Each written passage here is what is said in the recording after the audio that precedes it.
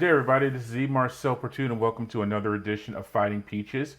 In this edition of the show, we're going to play the audio and video of Georgia State football head coach Dell McGee and senior linebacker Justin Abraham as the team prepares to host Old Dominion University in a Sun Belt Conference matchup on October 12th. As always, to follow everything that we do, go to the mothership, to sportsinquirer.net, premier site for news and notes in the world of sports. You can also go to our social media platforms on Twitter/X, Instagram, and Facebook. Just look us up under Etienne Marcel Pertut, the Sports Inquirer. Either one of those will work. And finally, make sure you like, share, and subscribe our content on our audio and video hosts, and that does include YouTube, SoundCloud, Spotify, and more. As I mentioned, in this edition of the show, we're going to play the audio and the video of Georgia State football players and coaches as they get ready to host Old Dominion on October 12th. We're going to start with head coach Dell McGee and go from there. Enjoy. Morning. Appreciate you all again. Another Tuesday practice in the books. Our guys had great juice. Show physicality today, which is going to be needed in this game. Still got to clean up a lot of things from a assignment standpoint just because of the new game plan that's kind of going in. So still got 4 days to get ready for that, and really looking forward to hosting a game in front of our home crowd, because the next 4 weeks after this we'll be on the road. So very important to us to start fast, execute, play with physicality, not turn the ball over, win situational football. And we got to score touchdowns in the red area. We got to stop red area touchdowns on defense. So that's really the mindset going into this game. We got to be very patient because of what ODU does on defense. Their defense coordinator has been with Coach Lane for 5 years, so they're very dialed into what they're doing, their adjustments and their disguise elements, and them checking the blitz when we check calls. So got to make sure we're exceptional in our assignments and just be very simple with our plan. They make you earn everything you get. They do an outstanding job of running to the ball, pursuing the football. They always have 11 hats in a lot of the pitchers. So that's a testament to the standard they have set on that side of the ball. But we got to match that intensity on offense. And like I said, defensively, got to make sure we control the running game. And whichever quarterback plays, we got to adjust and adapt and execute our assignments and play basic football. Be where my feet are, tackle. Everyone has to pursue the football, and you got to get third down stops and force them to punt the football. And we got to, when turnovers do occur, where they do occur, we got to make sure sudden change. We got to change our mindset and hold them to a field goal if that occurs. So it's just going to come down to basic football, physicality, executing your assignments, and playing for 4 quarters. With that being said, open up for questions. Obviously, from a team standpoint, you've moved on from the last game, but from a preparation, just the X's and O's side, it's a copycat sport a lot of times, so do you have to look at the last tape of what went wrong, maybe defensively, because you might see teams try and exploit those same things down the line? Yeah, absolutely. We actually do copycat periods throughout the whole season, things that have hurt us, and we'll re-show and redo those plays for our defense to make sure that we're on our assignments. The only difficult part is sometimes the calls aren't exactly the same, so the adjustment is different. So we have to make sure that we adjust that call with that play to make sure that we got the correct eye discipline, and we're able to execute that call to make that job or that play successful where it doesn't hurt you again. Good Monday, Tuesday practice this week. I know that how you guys practice matters for you ready for games. Do you feel like you've gotten that those first 2 days? Yeah, we've had, Monday was a good practice, today was a good practice, so it is all about how we prepare that process of doing things the right way in practice. And I firmly believe if you do things right in practice, they should carry over into the game. If you're not doing things right, those same fleas will show up in the game. So I do think we're not fine-tuned yet, just because you're not supposed to be on a Tuesday. So we're still got to adjust things, throw plays out, throw calls out, kind of minimize the game plan as the week progresses and make sure we're calling and executing what is called and what we can execute.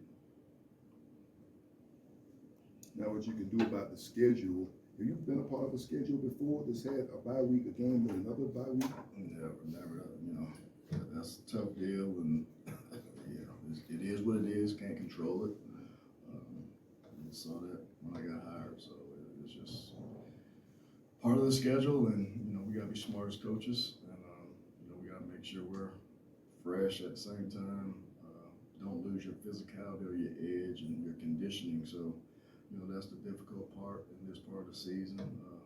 We are battling some injuries and things of that sort. So, just next guy up mentality still is our motto, and some guys want to step up and play. Just focusing on the rush defense, the last game was Georgia Southern. They rushed more than 200 yards. When reviewing that and analyzing that, what were the struggles of defending the run, and what have you worked on to improve on that or alleviate that as you go through this season? Yeah, just really gap control, eye control, not getting off blocks, not pursuing the football, and tackling. I mean, it was basic football. We just got to make sure that intensity carries over. I didn't think we started very fast. I didn't think we played with maximum effort that I've seen from this bunch. So, that's a challenge to our team this week, is to make sure that we don't let a team come in here and want it more than we do. And you mentioned Old Dominion possibly playing multiple quarterbacks, and how do you prepare for that as far as your scouting and just overall when you have that potential of seeing multiple guys taking snap under center? Yeah, we just look at what each quarterback does well and what each quarterback doesn't do well. So it's just a matter of differentiating the two quarterbacks, and you got to make certain calls with certain guys in the game. I mean, their offense really doesn't change; it's just the abilities from each quarterback changes. So you just got to be aware, and whoever they start, we got to make sure we're ready to stop them and make them do something they don't want to do. Running game has been formidable all season, with the exception of your last game. What do you do this week to reestablish that? Yeah, we just went 3 and out too many times against Southern last week when we played. We got to convert on third downs. And this week has been more concentration on the run game, and it's going to be a physical war because of how they play their defense. So we definitely have to run the football. It will be ugly at times, but we got to make sure that we're patient and just keep chopping, and just got to maximize opportunities when they present themselves, because they do a good job of bringing population and getting population to the football, just because they got 8 eyes on the ball at all times, and some guys it's really hard to block in their scheme of their defense. So it's going to take our O-line covering down when our skill gets the ball. It's also going to take our backs to create yards at the contact, and turn those 3-yard runs into 5-yard runs, or a 1-yard run into a 3-yard run. And we just got to make sure we're patient and make sure we're taking what they give us. What kind of opportunity is this for your team? You mentioned having to go on the road for the next month, and then the sandwich in between the bye weeks and playing at home. What kind of opportunity is this for your team? Every opportunity is an opportunity for us to showcase what we have done during the week. Another opportunity to improve. Another opportunity to get a bad taste out your mouth. So every opportunity that we get, where we only have 8 more left, we got to maximize them as coaches and players, and we're really dedicating our season to our seniors, because this is their last rodeo. So just ask all our guys to make sure, whether you're on scout team, you play 2 snaps on offense, or whatever your role is, make sure you know why you're doing it, and it's all about sending these guys out the right way. As long as you practice hard and you do things in the correct manner, and you know, perform the way you're capable of performing on game day, and you play with maximum effort, then I have no regrets as a coach or a player. And if you lose, then that's fine. But when you don't prepare the right way, and if we don't come into a game with your jaw set where it's going to be a physical war, that's when you have regrets as a coach and a player. So that's the biggest thing that you're trying to get the kids to kind of hone on in is, every game you got to strap it up, you got to bring the juice, and expect a physical game, and you got to take the fight to the other team. Can't be the nail in games like this, because the talent margins from here on out are going to be pretty similar, and everyone's going to have bumps and bruises and injured guys, but it's going to be about how hard do each and every unit play, and how can we execute our assignments and play with composure, but at the same time you got to play with physicality. That sounds like a lot of coaching of like mindset and getting ready, that kind of thing. Where have you seen the growth in the mindset so far, and where do you hope to see it against ODU? Yeah, just that. Just want to come out and start fast, have juice, have fun, play for one another, and then just do your job. Everyone's going to be on a one-on-one battle, and each person has to win their one-on-one battle more than they lose. They got good players, but so do we. So you got to win more of your one-on-ones than you lose. If you do that, and we do that collectively, then you will like the result. I know you focused on your team and you're a week-to-week guy, but it's obviously hard to ignore the college football landscape. Team you defeated, Vanderbilt, defeats Alabama. What does that just say about, from your perspective, just the state of the college football landscape, and what about Georgia State overall, that your team has the ability to beat a team that competed at such a high level? Yes, going back to kind of what I've been saying, just your mindset. I think every team in America, you got to come in ready to play, wanting to be about physicality. You have to prepare the right way. Every single day of preparation is going to have a cause and effect of what's going to happen on game day. And I ultimately believe that. And as you watch film and as we do walkthroughs, every single rep, we're doing it for a reason. And if teams are lackadaisical or take a team for granted, or you don't have that mindset that I got to dominate, then you can get beat on any given Sunday. That's why college football is the greatest sport there is, because no matter who you play, you can get beat if you don't bring your A game, especially when the talent level is even. And even when the talent level is not even, momentum is a huge ordeal in the college football world. If you can seize momentum and keep your momentum, it's hard to get it back. You watched that game? I did not watch that game. I was actually at a fundraiser event, so I missed a lot of football on Saturday. I was busy from 2 o'clock to 10 o'clock. Obviously, it's a lot harder for teams watching the tape and not notice Ted Hurst on offense. So how does that change your game planning, knowing he might start getting more coverage sent his way, balancing you want to throw guys who establish himself as a playmaker, but also they might start trying to bracket him because of what he's shown through 4 games? Yeah, we just got to get everybody. It's all about the progression and what the quarterback sees at times. But we got weapons at all the receiver spots and even at the running back spot. So we really got to go through our progression and take what they give us. That's what I mean by being patient. You got to progress to play. If things are open for a player, we got to make sure we're distributing the ball to the right guy, and that's part of our game. Last game we didn't do that very well. What does it mean to have a healthy Justin Abraham back in the lineup? It means a lot. He's a local leader, played here a long time. It means a lot to this program. It means a lot to him, and that's what I was talking about. All the guys the seniors that we have, you want the way we prepare and practice and do walkthroughs for those seniors, because this could be their last opportunity over the next 8 weeks, and just make sure you're playing for your brother and giving your best effort in all facets of preparation, so that we don't have any regrets on Saturday. When you first got here, did you see, was there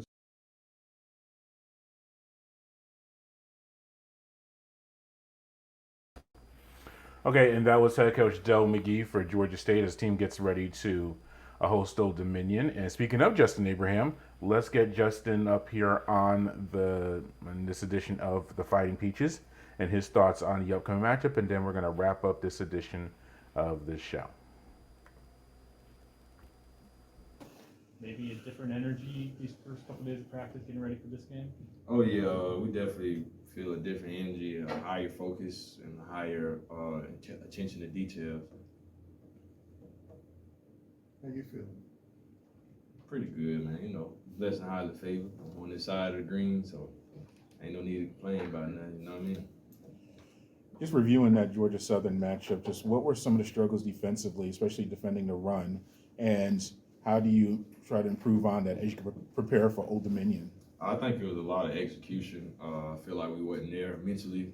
We prepared pretty good, but it seemed like we just, kind of shit the bucket whenever the lights came on a little bit, and that just came with having a good mindset and the mentality coming in towards the game. But like I said, execute has kind of been our motto for the last week or so. Usually 2 bye weeks this early in the season is a difficult thing, but you had injury struggles. Do you feel like it's kind of beneficial on your side of things, at least to have these bye weeks at this part of the year for you? Yeah, I think it's been a blessing in disguise, really. Like you said, a lot of guys that do have bye weeks is early, they kind of get out their rhythm and their routine, but we was fortunate enough to have this time to be able to recover a lot more and, get ready for the next opponent. At the same time, coaches and players are creatures of habit. Mm-hmm. You're used to everything leading up to something on the weekend. You haven't had that now for 2 or 3 weeks, 2 out of 3 weeks. Yeah, but those practices we had super intense though, so it kind of make up for itself. When you were injured, it goes through your mind, because I know what a competitor you are. Are you Mhm. thinking, what's your thought process? I'm an individual. I really believe everything happened for a reason, and I think it did because I never got to view the guys rally together like that, how they did that particular week, and just seeing that it was a blessing because I played football for 4 or 5 years and at the collegiate level, and I never got a chance to actually sit and watch guys play the game of football, and I just find that it was so cool to have that perspective off the sidelines. Did it make you more eager, intense to get back out there? I mean, not necessarily eager, but I mean, like I say, just taking a day at a time with that injury, because that's something that's pretty serious, especially like the nerves and stuff, man. I don't play around about that stuff. But it was, like I said, it was just fun to look at the guys run around and rally to the ball and stuff like that. When you see Vanderbilt team you guys beat go and beat the #1 team Alabama, what does that tell you about your team and what you're able to do on any given Saturday? I think whenever we did play Vandy, we were just a better team that day. And when Vandy played Alabama, Vandy was a better team that day. So, I mean, it's not necessarily schematic or athlete-wise, it's just who came to play that day. Did you watch the game? Nah, I was in the studio, man. That's the other thing. You got something coming up. It's not football related. You got something that's other coming up with some of your. When is that? You said it was either late October, November. Oh yeah, November 2nd. So the fire is actually getting pulled up right now. So they should be ready by I'll say next week. They're closing in a little faster than I thought it would. We went to take some pictures the other day, and next thing you know, we found out it's October 7th. So we got a little less than a month to get stuff ready. Where you doing all this? Oh, it's at one of my. It's a gallery in what's that? Decatur, right there off of Gresham Road. Mm-hmm. It's nice to notice the T-shirt you have on right now, bowl bound, and I don't know if it was intentional or maybe just something you saw and just wore. But these type of games it's like a bowl eligibility type of game. You know, the winner of this gets a step closer to that. The loser makes it a lot harder. Does the team feel that right now as far as I'm gonna be honest. One, this shirt I wear this shirt every single day, especially when it starts getting cool. But I'm a long sleeve type of guy. I like long sleeve. Two, I think to answer your question, really now I don't think especially coming off this recent game, I don't think we had to stop and slow down and actually figure out and put our priorities in straight, for lack of better terms, and understand that we got to take it week by week. Because I think we got a little eager at the beginning of the season and thinking about, oh yeah, we got a team to go, which we do. I think we have the talent to go all the way that far. But at the same time, you gotta understand it's week by week. Like I mentioned earlier, it's all about who came to play that day. You know what I mean? So How do you get your mindset ready to play? Coach was talking about coaching mindset and getting guys ready to compete, getting guys excited to play. How have you seen the team develop that mindset throughout? I start to see everybody starting to develop a want to. Like everybody wants to be out there. Everybody wants to be that person. And like I go up and down the sideline, I always tell them boys, like, big time players make big time plays. So just putting that in there, I got, you know what I mean? It's just a want to at the end of the day. And I feel like those guys do a pretty good job with that. Obviously, last year's team, but you played these guys last year, had them kind of on the ropes, and ended up letting that game slip. Is that kind of a game, not that you guys are talking about every day, but kind of that tells you got to play a 60-minute game because teams can take you all the way to the wire like that when you got them up 3 scores? Yeah, I think first and foremost, you got to respect all opponents, and regardless of who they got on the squad or on the depth chart or what they run schematically, you got to respect them regardless, because at the end of the day, they play college football just like we play college football. So they coach see something in them just how our coaches see something in us, and we don't really go back and talk about that game like that, not intentionally, like we just don't. That's just the type of mindset we got. Just kind of be preparation, just try to be the best man whenever we do play. All right, and that was Justin Abraham previewing the upcoming contest against Old Dominion that's taking place October 12th. Thanks for watching and listening to this edition of Fighting Peaches. You can always go to our home page, the mothership, thesportsinquirer.net, for more news and notes in the world of sports. You can also go to our social media platforms on Twitter/X, Instagram, and Facebook. And finally, make sure you like, share, and subscribe to our audio and video host, including YouTube, SoundCloud, Spotify, and more. Until next time, good fight, good night, and be safe.